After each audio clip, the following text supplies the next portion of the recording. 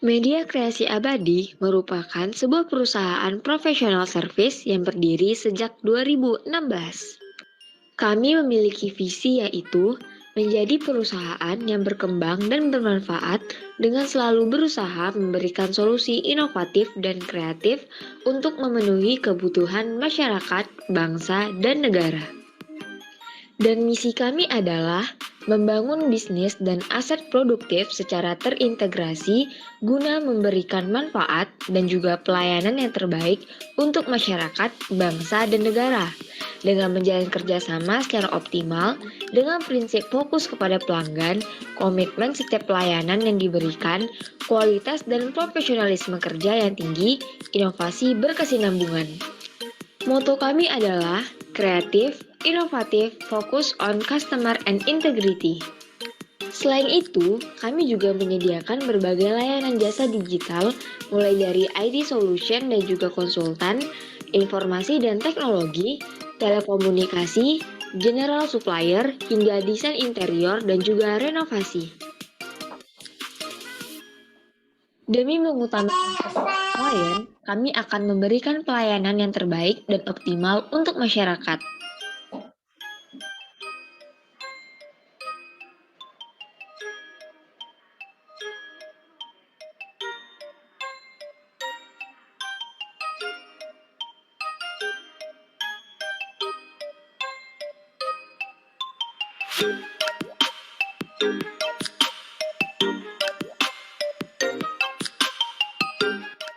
Butuh jasa digital untuk membantu kebutuhan Anda? Ingat, MKA punya solusinya. Untuk info lebih lanjut, hubungi kami di bawah ini.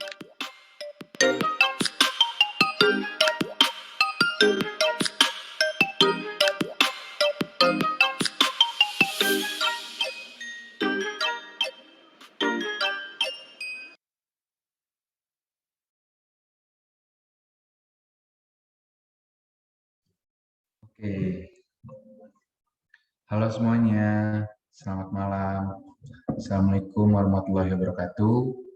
Malam semuanya, gimana nih kabarnya semua teman-teman? Semoga baik-baik aja ya. Oh ya, acara akan segera kita mulai. Diingatkan lagi kepada teman-temannya agar bisa masuk ke link Zoom yang udah dikasih.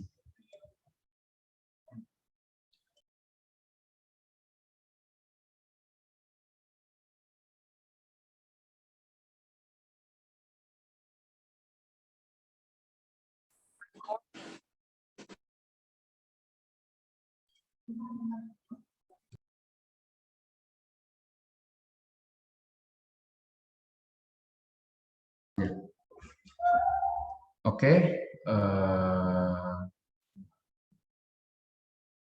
kita biar mempersingkat waktu. Selamat datang di acara di Tech Animation Series yang ketiga ini. Sebelumnya, kenalin aku Syahrizky Hanif dari Politeknik Negeri Media Kreatif Jakarta.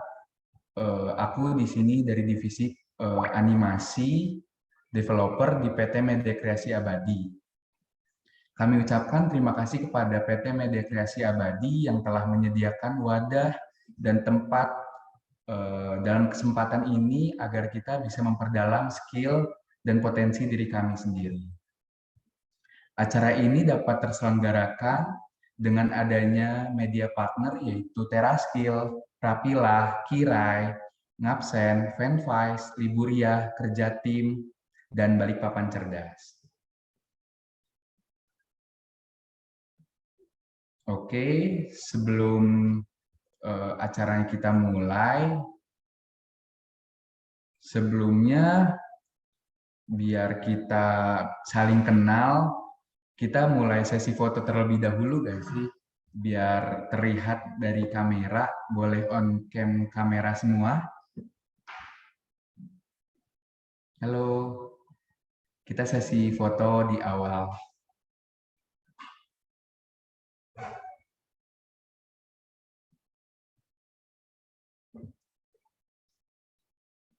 Oke, 1, 2, 3. Terima kasih.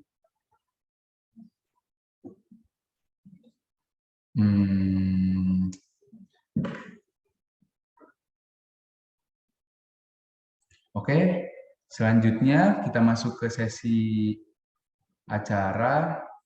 Acara pertama akan pembukaan, pembacaan CV pemateri, penyampaian materi, Q&A, kesimpulan, dan penutup. Baik, kita mulai acara sesi yang pertama. Izin saya untuk membuka acara ini dengan mengucapkan Bismillahirrahmanirrahim. Maka acara Tech Animation Series yang ketiga kita buka. Selanjutnya, sesi yang kedua, pembacaan CV pemateri. Buat teman-teman pastinya belum kenal nih dengan pemateri malam ini. Langsung aja aku kenalin. Di sini udah ada Kak Esti Nanda Fiantari. Halo Kak Esti. Halo Kak Sam. Gimana nih kabarnya Kak Esti? Baik Kak Sam. Lagi sibuk apa nih sekarang Kak Esti? Sibuk kuliah sama magang aja sih.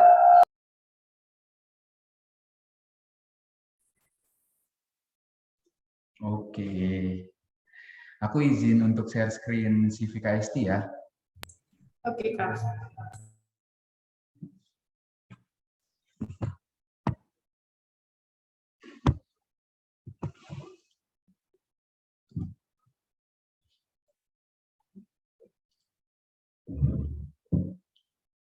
Apakah sudah terlihat?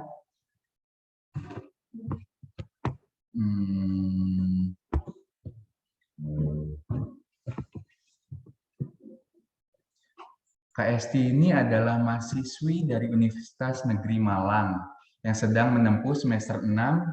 Dia berprofesi sebagai 3D modeler. Kak Esti ini berasal dari Malang. Dia juga suka berada di kegiatan aktif dalam organisasi, salah satunya menjadi sebagai Wakil Ketua Umum UKM Sanggar Minat Universitas Negeri Malang yang bergerak di bidang seni, desain, dan craft. Lanjut, dia juga pernah mendapatkan beberapa penghargaan, salah satunya menjadi finalis 10 besar dalam kompetisi Fikul Creative Challenge Indonesia dengan judul Siningkul. Untuk pengalaman bekerjanya, 2016 sampai 2017, Kak Esti ini pernah magang di ProPlay Studio Malang, menjadi 2D animator. Kemudian di 2019 sampai 2022, Kak Esti menjadi karyawan tetap di Swan Translate Kampung Pare, Kediri sebagai marketing manager dan desain grafis. Lanjut, di tahun yang sama, 2019 hingga sekarang, Kak Esti ini bekerja di Engon Animation Studio, Malang sebagai 3D modeler. Wow, keren banget ya Kak Esti ini. Cewek tangguh kayaknya ya. Berpengalaman, masih muda, terus udah pengalaman banyak banget.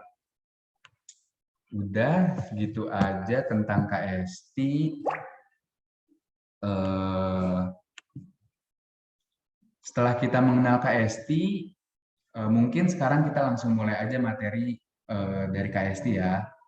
Biar mempersingkat waktu juga, waktu dan tempat, saya persilahkan untuk Kak Esti memberikan materi yang sudah ada.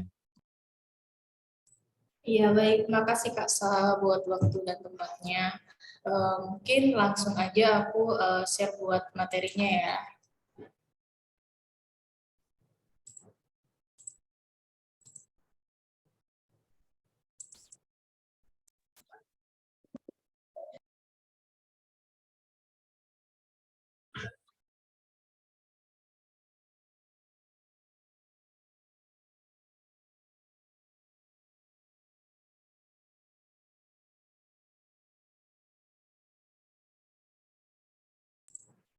Oke. Aku bakal mulai materinya. Jadi di Tech Animation Series yang ketiga kali ini aku bakal bawain materi mengenai 3D environment modeling. Lebih tepatnya ke pengenalan basicnya mengenai 3D environment modeling. Sesuai yang udah dikenalkan sama Kak Sal tadi, di sini aku Estina Daviatari, aku berprofesi sebagai 3D modeler, sekaligus aku sedang menempuh pendidikan S1 di Universitas Negeri Malang, jurusan Pendidikan Seni Rupa. Nah, ini beberapa materi yang bakal aku jelaskan di malam ini. Yang pertama ada animasi mengenai jenis dan kategorinya, kemudian ada pengenalan mengenai CGI, lalu ada pengenalan mengenai software yang bisa digunakan dalam proses produksi animasi dan 3D modeling. Kemudian di sini ada penjelasan mengenai pipeline, apa itu pipeline, bakal aku jelaskan di materi lebih lanjut. Kemudian di sini ada penjelasan mengenai proses produksi. Lalu yang keenam di sini ada materi mengenai 3D environment modeling. Lanjut ke materi yang pertama. Di sini ada kategori mengenai animasi. Jadi dalam animasi itu ada dua kategori. Yang pertama ada namanya itu computer assisted animation. Apa itu? Jadi di dalam kategori ini itu lebih merujuk ke arah dua dimensi. Kenapa? Karena dalam proses pembuatannya animasi itu dibuat secara manual dan secara penuh menggunakan gambaran tangan. Nah, untuk media gambarnya sendiri itu menggunakan monitor gambar atau untuk alat yang biasa kita lihat sederhananya itu menggunakan pen tablet. Lalu untuk kategori yang kedua itu ada namanya computer generated animation. Untuk kategori ini itu lebih mengarah ke arah 3 dimensi. Kenapa? Karena dalam proses pembuatannya itu dibantu secara penuh dengan teknologi komputer. Lanjut, di sini bakal aku jelaskan beberapa aja jenis dari animasi yang biasa kita lihat. Karena di tech animation seri sebelumnya itu udah dijelaskan mengenai jenis-jenis animasi. Jadi ini buat reminder aja sih. Gitu. Jadi yang pertama di sini ada traditional animation atau animasi tradisional. Biasa juga disebut dengan animasi klasik, animasi sel, atau animasi lukisan tangan. Animasi tradisional ini dalam proses pembuatannya itu secara manual, jadi menggambar frame by frame hingga membentuk hitungan FPS atau frame per second. Gitu, yang biasanya dalam animasi terhitung 24 sampai 25 frame per second. Nah, ini ada salah satu contoh bagaimana pembuatan animasi secara manual oleh Frank Thomas dari Walt Disney. Jadi menggambar satu persatu hingga membentuk sebuah adegan itu. Selain itu di sini ada salah satu contoh film yang sudah tayang yaitu Pinocchio yang dibuat di Amerika Serikat pada tahun 1940.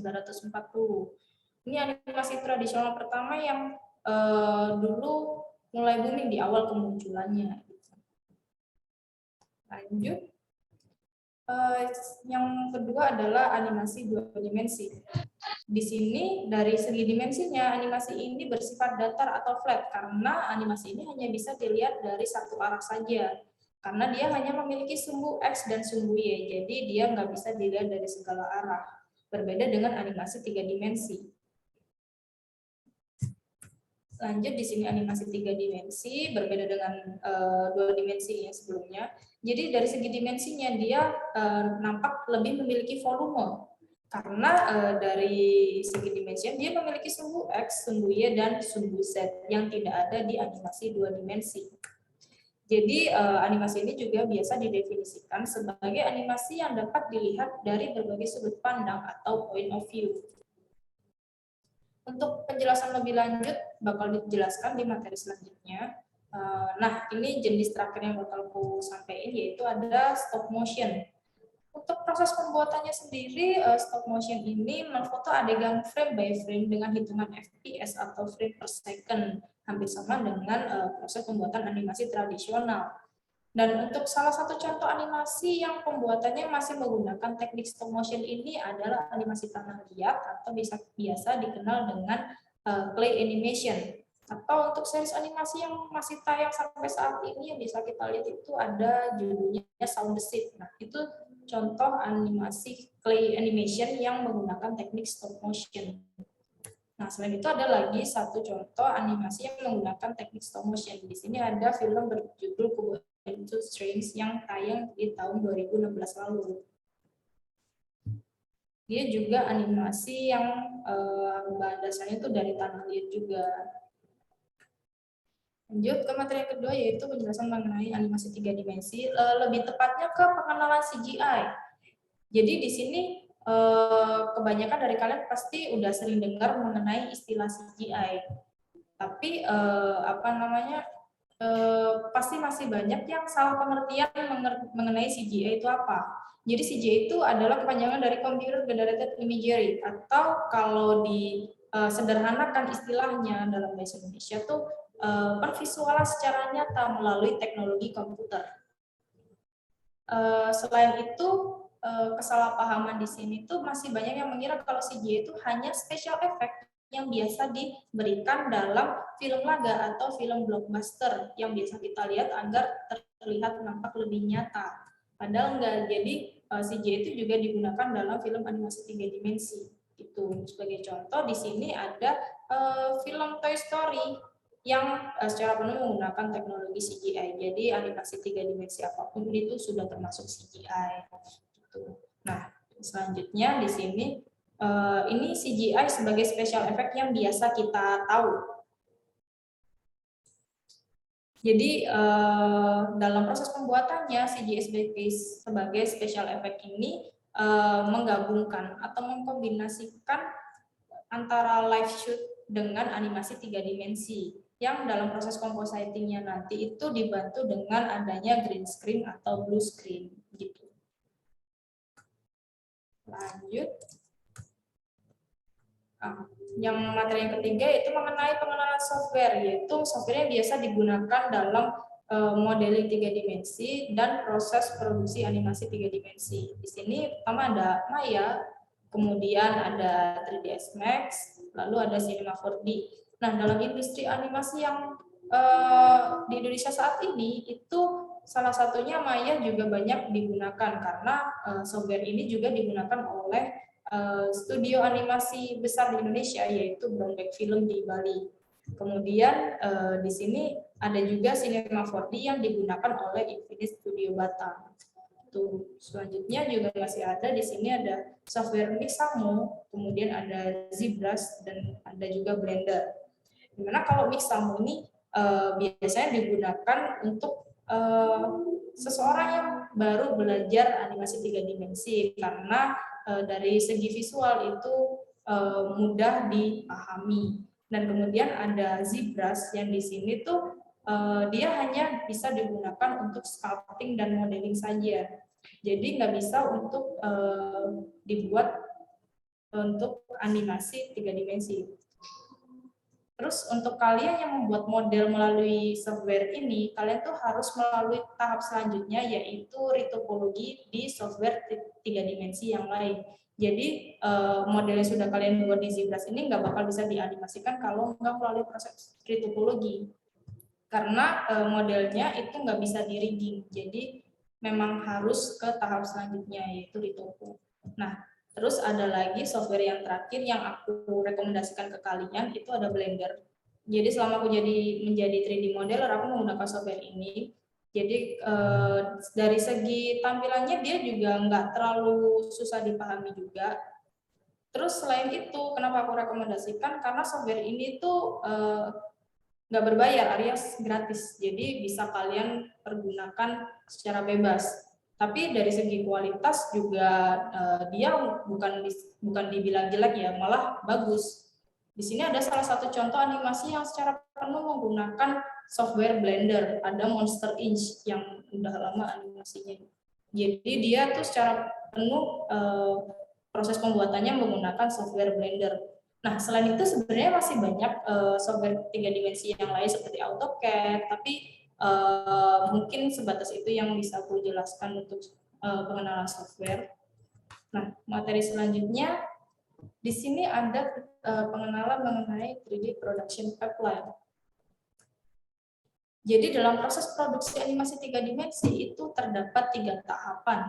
Yang pertama ada pre-production atau praproduksi, kemudian lanjut ke proses produksi, kemudian lanjut yang ketiga ada proses post-production atau pasca produksi.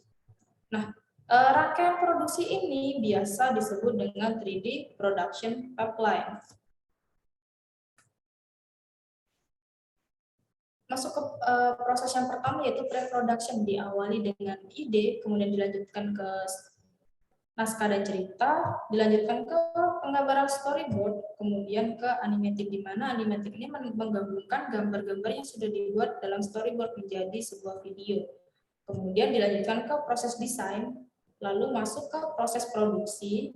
Di sini ada layout untuk setup kamera dan tempat, kemudian di sini ada R&D atau research and development. Kemudian masuk ke proses produksi 3 dimensinya, di sini ada modeling, kemudian dilanjut dengan texturing, lalu rigging atau setup, lalu di sini ada animation atau animate untuk menggerakkan objek yang sudah dibuat dalam proses modeling sebelumnya. Kemudian di sini ada pemberian visual effect, dilanjutkan dengan lighting dan rendering. Nah, setelah itu output dari proses produksi ini akan masuk ke proses pasca produksi atau post production. Di sini diawali dengan proses compositing, di mana menggabungkan anime dari karakter, terus kemudian foreground dan background. Dilanjutkan ke 2D visual effect atau motion graphic, lalu dilanjutkan ke color correction, dan berakhir dengan final output atau sudah bisa dilihat video yang sudah bisa kita tonton.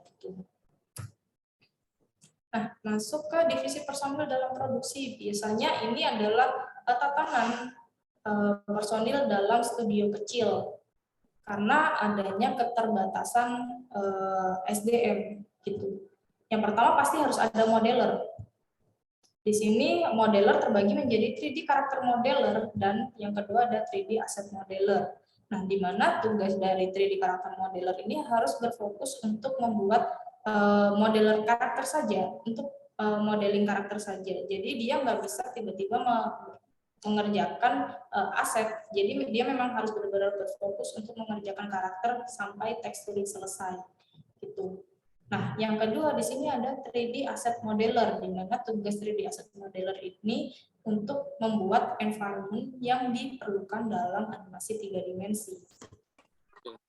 Jadi dia memang benar-benar harus berfokus untuk membuat aset yang akan dianimasikan. Jadi dia nggak mengerjakan membuat karakter. Berlanjut ke rigger atau orang yang membuat rigging atau setup dari karakter atau aset yang sudah dibuat oleh modeler. Jadi proses rigging ini nggak hanya dilakukan ke karakter yang sudah dibuat, namun beberapa aset itu terkadang juga diperlukan setup atau rigging. Misal seperti tali, terus pintu, jadi beberapa properti itu pasti dibutuhkan proses rigging.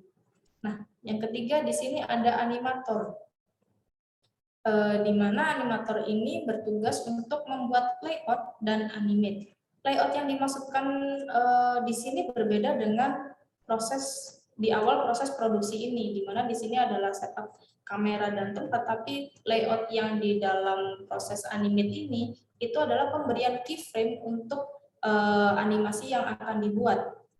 Nah, untuk proses animate-nya sendiri, pemberian breakdown dan in between sehingga gerakan nampak lebih halus dan lebih nyata gitu. Nah, ini ada salah satu contoh proses layout yang sudah dikerjakan oleh animator atau biasanya kita sebut dengan blocking. Oh, sorry, ini belum jalan.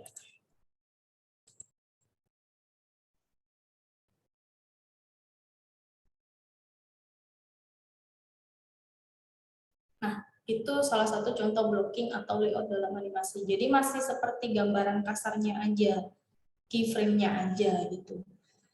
Lanjut ke ini salah satu contoh video yang udah di animate atau udah diberi layout dan diberi breakdown dan in between.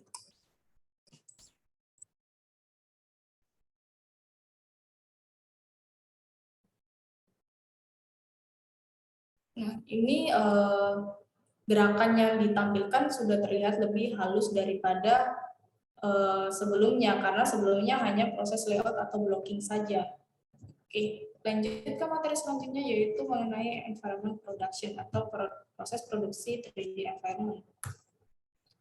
Dalam fungsinya sendiri, environment modeling ini itu biasanya diaplikasikan dalam animasi 3 dimensi, bisa juga diaplikasikan dalam game, terus advertising atau iklan, kemudian ada juga film yang tadi bisa dikombinasikan dengan sebagai special effect, kemudian di sini bisa digunakan sebagai penggambaran bangunan atau arsitektural dan juga bisa digunakan sebagai desain interior.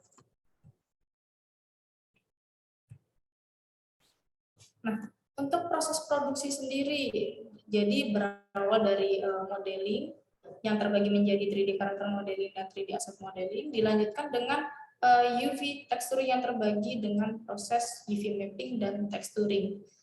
Tapi untuk proses UV text ini sendiri itu juga dikerjakan oleh modeler atau orang yang mengerjakan 3D model ini. Kemudian berlanjut ke proses rigging atau setup, dilanjutkan dengan proses animate jika dibutuhkan. Kemudian ada di sini proses lighting atau setup pencahayaan. Dan yang terakhir adalah proses rendering membentuk sebuah sequence. Nah, yang terakhir mengenai 3D environment modeling. Untuk tugasnya sendiri, environment modeler ini bertugas untuk membuat props atau aset properti, dan yang kedua adalah membuat set atau latar tempat. Sebagai contoh, di sini ada contoh set tempat yang digunakan untuk animasi 3 dimensi. Jadi setelah modeler membuat properti, itu modeler harus menyusun sedemikian rupa, misalkan membuat satu persatu seperti vas, terus seperti tenda, lampu, kemudian ditata sedemikian rupa hingga membentuk sebuah set atau latar tempat. Kemudian ini untuk model set yang sudah di texturing. Nah, ini untuk contoh properti yang sudah di modeling dan sudah di texturing. Nah, bicara mengenai project nih. Jadi di 2019 lalu juga aku pernah mengerjakan series animasi dari Malaysia berjudul Avicenna. Kemudian yang untuk proyek yang terbaru itu series Binekon yang termulai dari tahun 2021. Nah, untuk tugasnya sendiri itu kan membuat model aset yang dibutuhkan dalam animasi tersebut. Nah, ini salah satu contoh aset yang dibuat dalam series Binekon, di mana konsep yang dibuat sendiri itu animasi 3 dimensi yang berkonsepkan 2 dimensi. Jadi dalam modelingnya itu dia nampak seperti 2 dimensi gitu. Nah, ini juga ada salah satu properti laba-laba. Jadi sebenarnya properti itu bukan hanya ke benda mati aja, bahkan benda hidup yang dia itu hanya berperan sebagai figuran dan nggak terlalu banyak nampak dalam scene, itu juga termasuk properti gitu. Nah, untuk pengaplikasian environment pada desain interior ini ada satu contoh desain interior dengan konsep ruang tamu minimalis berkonsep modern. Ini untuk keadaan siang hari dan ini untuk keadaan malam hari. Mungkin sekian dulu materi dari aku. Buat penutup mungkin kita nonton bareng-bareng aja. Ini series animasi yang saat ini masih tayang yaitu Binekon, bisa dicek di channel YouTube Binekon dan tetap update tiap minggunya. Ini asli karya anak Indonesia sendiri dengan dikerjakan oleh 3 studio di Indonesia.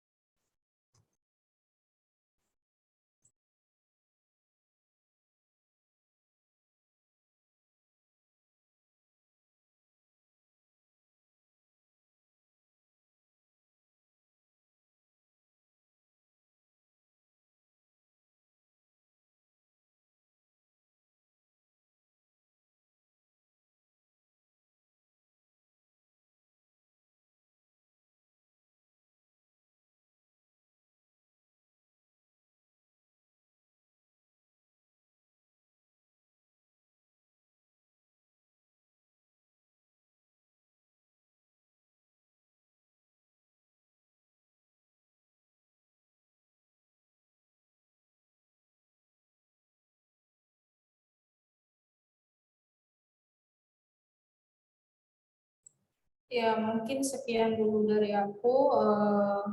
Maaf bila ada salah kata, waktu dan tempat dikembalikan ke Kak Sah.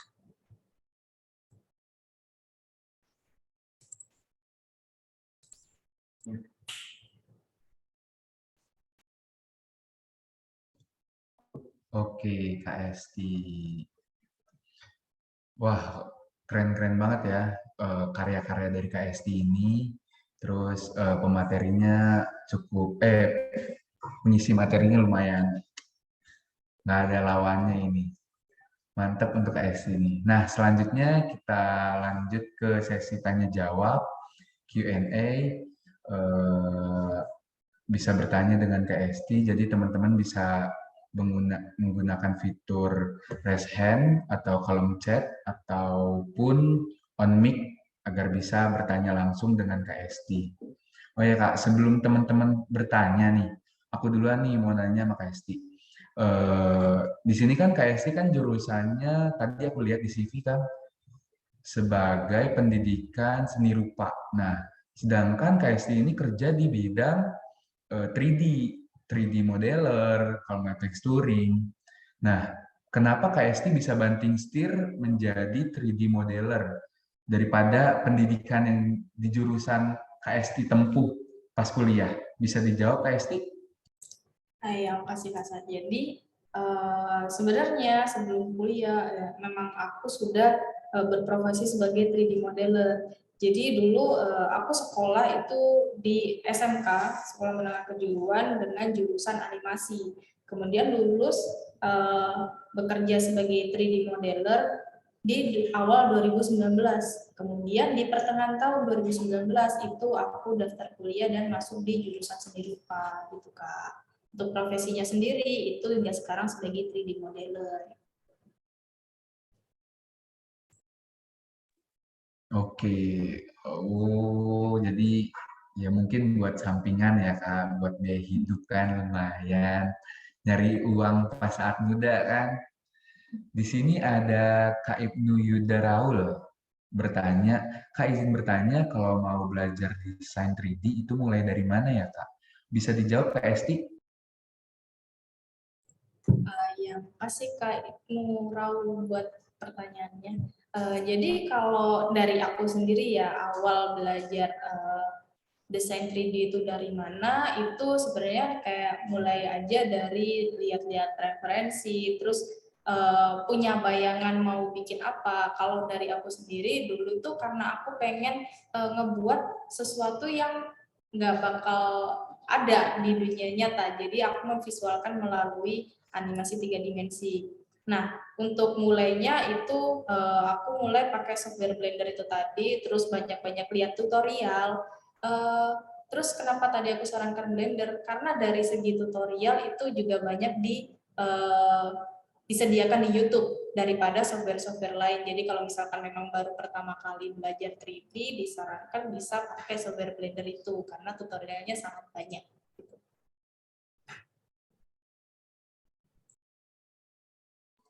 Oke, ini Kak Esti ada yang mau nanya tapi tentang channel yang tadi sih, animasi yang satunya apa ya namanya Kak, yang sebelum Binekon tadi Kak Dika kayaknya mulai kepo dengan pekerjaan Kak Esti ini. Coba bisa dijawab Kak Esti?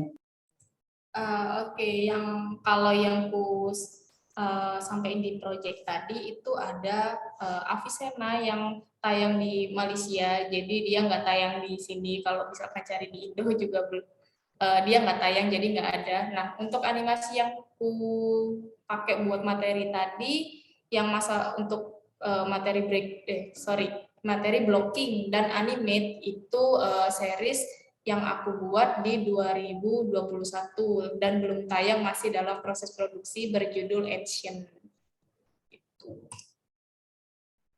Jadi kalau misalkan masih kepo sama animasinya bisa ditunggu aja, kemungkinan bakalan tayang di 2023 akhir.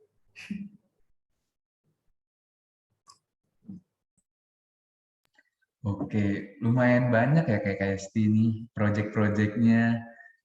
Siapa lagi yang mau bertanya dari teman-teman dari yang mau belajar animasi 2D kan KST juga pernah tuh menjadi 2D animator pas 2017 kalau nggak salah. 2017 atau 2018. Siapa tahu ada yang penyuka 2D animator bisa bertanya langsung, apa mau bertanya tentang 3D animator juga bisa. Di sini KST kayaknya multi talent banget ya. Semuanya dia bisa, serba anak 3D kalau menurut saya sih. Apalagi yang siapa yang mau bertanya? No kata Kadika, oke terima kasih KST. Hmm, kita tunggu. KST sekarang gimana nih? Proyek-proyeknya masih jalan? Berarti kan sekarang kondisinya KST itu lagi magang kan di MKA ini, ikut program kerja Kampus Merdeka. Nah, tadi di CV juga udah ada tulisannya masih pekerja aktif tetap ya. Nah, itu gimana tuh bagi-bagi waktunya tuh? Coba bisa jawab, Kak. Ya, jadi untuk project itu tetap ngerjain. Jadi ya sebenarnya sibuknya itu ya memang magang, kuliah sama kerja nyambi gitu. Tapi untuk masalah time management buat pengerjaan project itu nggak ada masalah sih Kak. Jadi untuk cara kerjanya sendiri itu dalam seminggu harus ada target mengerjakan berapa environment atau berapa properti gitu. Jadi nggak sampai kayak keteteran gitu, nggak sih Kak.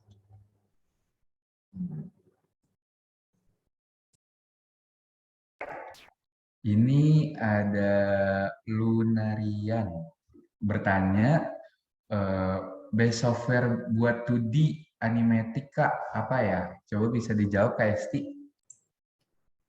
Buat 2D animating, saranku kalau dulu aku sebagai 2D animator itu biasa menggunakan Toon Boom Studio versi 81. Selain itu juga ada versi yang Harmony, Toon Boom Harmony. Sebenarnya sama aja, tapi kalau kalian baru belajar animasi 2 dimensi itu bisa menggunakan Toon Boom yang versi 8.1. Terus kalau selain Toon Boom itu ada juga CSP atau Clip Studio Paint. Terus ada juga software yang aku baru tahu itu ada Krita juga, itu bisa digunakan untuk animasi 2 dimensi gitu.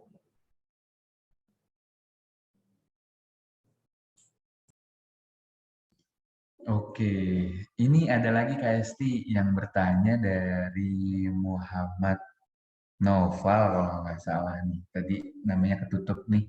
Izin bertanya Kak, dari proyek-proyek yang Kakak udah kerjain, kira-kira apa aja sih kesulitannya yang sering terjadi sama Kak Esti ini? Bisa diceritain Kak pengalaman-pengalaman yang udah ada kayak misalkan tiba-tiba filenya hilang, apa ngehack gitu aplikasinya, bisa diceritain Kak? Oke, mengenai tantangan ini biasanya kalau modeler itu pasti hampir sama sih. Jadi modeler itu kan pasti udah dapet desain yang udah dibuat dari atasan gitu. Jadi kita hanya ngerjain sesuai arahan yang diberikan. Nah, tapi pasti bermasalah pada bagian revisi atau kalau nggak gitu miskomunikasi karena beda antara yang diminta oleh director itu berbeda sama desain yang dibuat. Nah, itu jadi kendala sama oleh 3D modeler. Terus selain itu, kalau yang dibilang Kak Sa tadi masalah software itu sudah sering kita temui tuh masalah force close. Belum nge-save tiba-tiba udah nge-close duluan tanpa tahu sebetulnya gitu, antara entah filenya kegedean atau device kita nggak kuat kayak gitu.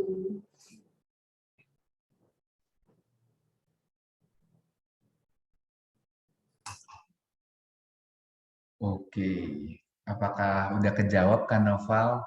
Jadi kayaknya problematika dalam dunia desain banyak banget ya, sampai bisa-bisa kehilangan atau tantangan-tantangan yang belum kita ketahuin sampai terjadi. Apalagi kita sebagai animator yang awal-awal gitu, sebagai 3D animator, apa 3D modeler yang baru belajar, tiba-tiba ada yang rusak filenya, kayak kita kebingungan mau nanya siapa lagi.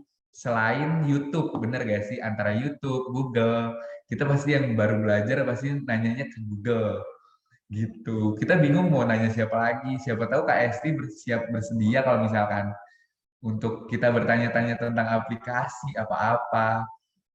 Mau gak Kak Esti? Bisa banget, kalau emang pengen kepo, pengen nanya-nanya, boleh banget sih. Oke, udah dikasih pembukaan dari Kak Esti ya. Diizinin. Kayaknya udah nggak ada yang bertanya lagi nih Kak. Kita mempersingkat waktu. Selanjutnya sebagai penutup saya udah meningkat kesimpulan pada materi yang disampaikan pada malam ini, yaitu ada jenis-jenis kategori animasi, pembahasan CGI, lalu software 3D yang bisa digunakan, terus 3D produksi pipeline, kemudian proses produksi animasi 3D, dan terakhir pembahasan 3D environment modeling. Oke, dengan berakhirnya sesi bertanya, maka berakhir pula sesi diskusi kita malam ini. Mungkin dari Kak Esti ada yang mau disampaikan sepatah atau dua patah.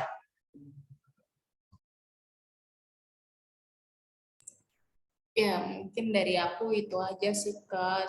Selebihnya udah aku sampaikan. Mungkin semangat buat kalian yang baru belajar 3 dimensi juga. 3D itu asik kok, guys. Semangat buat belajarnya gitu. Terus belajar bisa dari mana aja. Kalian bisa lihat dari YouTube atau manapun. Terus bisa juga melalui program magang atau internship gitu. Oke, baik KS. Terima kasih Kak Esti karena kita sudah berada di penghujung acara. Kami ucapkan terima kasih kepada Kak Esti yang sudah menyampaikan materi pada malam ini sangat luar biasa. Dan saya ucapkan terima kasih juga kepada teman-teman atas partisipasi aktifnya. Kami ucapkan terima kasih kepada PT Media Kreasi Abadi selaku penyelenggara acara Insight MKA dengan tema personal branding bersama divisi animasi MKA, serta kami ucapkan terima kasih kepada Media Kreasi yang sudah bersedia dalam mengadakan Zoom ini, serta kami ucapkan terima kasih kepada media partner yang telah membantu melancarkan acara pada malam ini. Saya Syarif Kehanif, mohon maaf jika ada kata-kata yang salah yang saya sampaikan atau menyinggung. Wassalamualaikum warahmatullahi wabarakatuh. Sampai jumpa di Tech Animation series yang keempat. Bye-bye. Thank you semuanya. Terima kasih, Bang. Terima kasih, Kak.